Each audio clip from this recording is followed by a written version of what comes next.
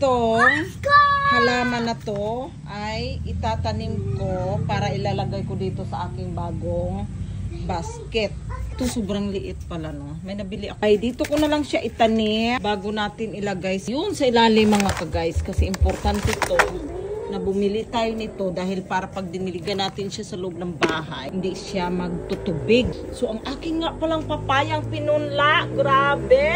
Ang dami na. So, may nabili pa rin ako kanina na mga pananim. Ayan. May nabili akong upo. Ayan. Dadagdag ko doon sa kung saan banda yung aking kalabasa.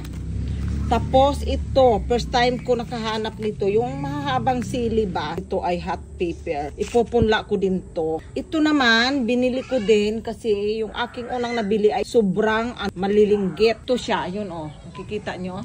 Sobrang malilinggit ang dahon. Kaya bumili naman ako ng panibago. Take note, nakabili ako ng abono.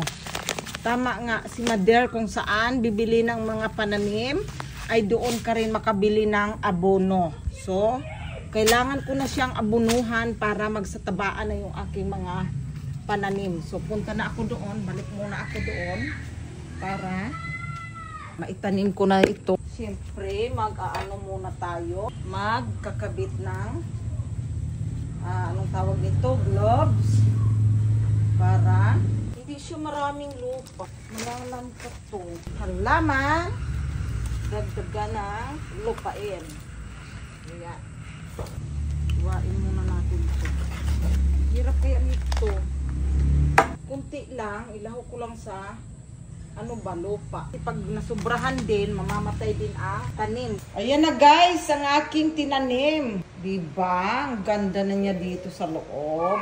Ayan. Dagdag ng paganda sa halaman sa loob ng bahay. So, bibili na lang tayo ulit ng maliliit na mga bato-bato. Ayan. Natubigan ko na din siya. So, balik muna ako sa garden. So far, ito yung aking Ito siya parang hindi lumago ng todo. Pero okay lang kasi parang siya. Nanlalagas tapos bumabalik yung kanyang mga dahon.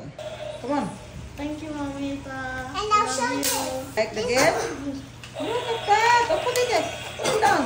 Yeah, see? Wow. Mamita flying. That's from Mameta. And hello, Mita. Love you. Kay playing na already, oh. Dinosaur. No, it's a dragon.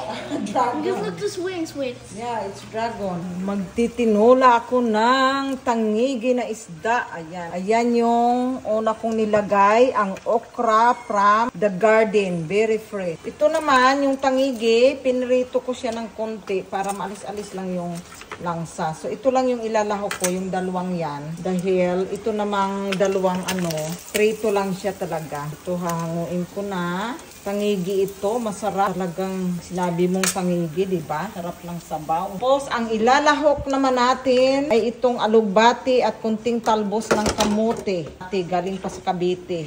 Kasi ang kapitbahay nila Mother doon, grabe, ang daming alugbating tanim. At syempre, ang malunggay from Cavite pa din. Ang dami kasi nagtatanim doon ng mga yung malunggay ko kasi talagang aywan ko ba, ang kupad niya lumago yung dahon. Kaya, ang ginawa, nagpakuha ako kay Mother, kaya nagdala kami ng malunggay dito. Luto na ang tinola na tangigi.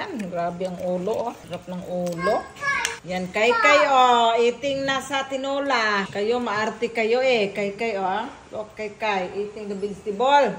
Ayan, prito natin na talakitok. Talakitok, tangigi. Blitz yummy yummy soup. Naitanim ko na talaga ang galing sa Cavite. Ayan, nilihira ko na dyan. Subali, pinalit ko siya dito dahil gusto ko talaga yung malago ang dahon para kitang-kita talaga ba ang ganda. Yung isa kasi para siyang nang lalagas. Kaya yun lang yung pinalit ko. Ayan, magkakasama yan sila from Cavite. So, madali lang siya actually buhayin dahil mahilig siya sa tubig. Pag nilagyan mo siya ng tubig, kahit pag nalalanta siya, once na tinubigan mo, tumatayo ka agad siya. Yun ang sabi ni sister ko. Which is totoo talaga kasi lantayan siya eh. Tapos tinubigan ko lang. Ayan, tumayo ka agad. Para siyang plastic, di ba? Ang ganda-ganda lang talaga ng dahon. Tuhan ko siya. Alam mo naman ako talagang plantita. So ayan, ang aking little garden inside the house. Bahala na yan. Basta may mga tanim-tanim ako dyan. Ito pa o sa ilalim. Ayan pa yung isa. Diyan ko sa gilid nilagay. Hindi pa rin talaga namin natanggal yung aming Christmas tree. Wala pang time. Busy-busy pa talaga.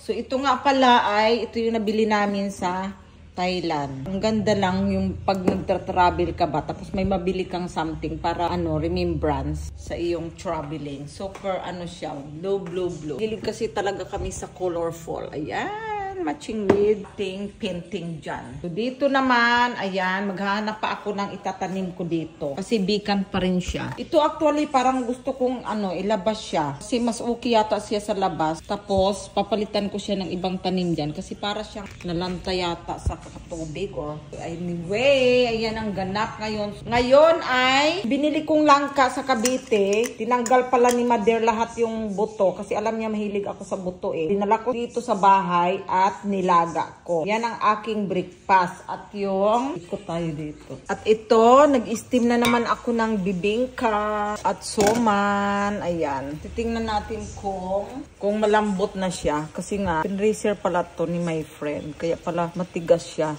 So, medyo matigas pa yung ilalim. Hintayin natin hanggang sa lumambot siya. Diyan lang muna siya. Tapos, naglaga ako ng yung, anong tawag dito, yung najisikasuho na damo-damo. Yan ang iinumin ko maghapon. Bali, ang tinubig ko dyan ay isang pitcher. Paragis ba yun na dahon? Ayun, paragis. Ang aking breakfast ay, Diyos ko po. Tingnan nyo naman ang orasan, 11, 36 ba yan? Grabe, wala pa talaga akong almusal mga kainday, mga kadudong. Dahil pag ako gumising at may naisipan akong gawin, diretso na kaagad ako sa labas niyan. Kaya nauna tuloy yung pag-spray doon sa mga bintana. So si Makmak nandoon pa kasi kumain na siya kanina ng kanin dahil hinatid muna niya si Kyle sa school, yung anak niya.